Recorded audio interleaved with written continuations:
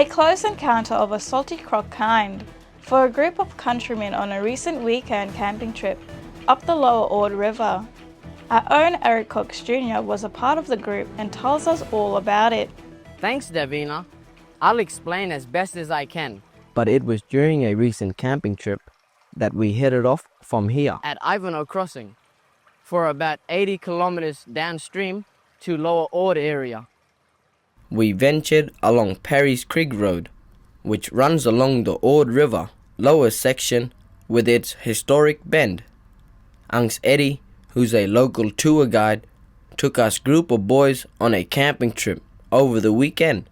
After we got there and set up camp and had a good day of fishing and yarning, we got wood for the night.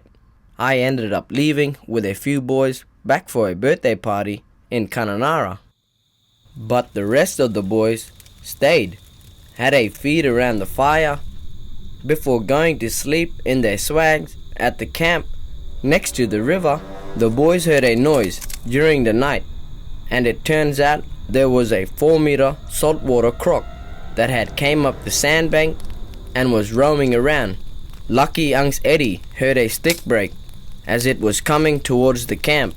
My cousin Gilly, who's a bit of a tracker, shows us in this video, which he shares on Facebook.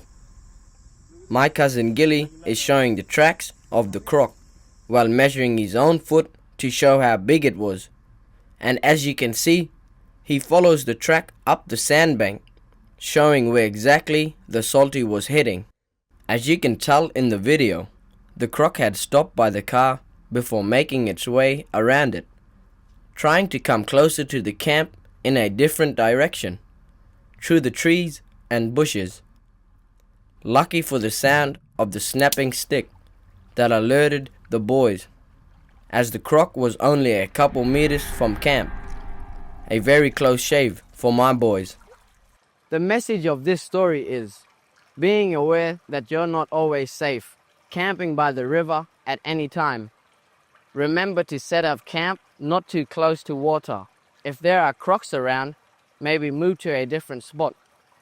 If you got kids running amok, making noise, could attract crocodiles. Be safe at camping, everyone.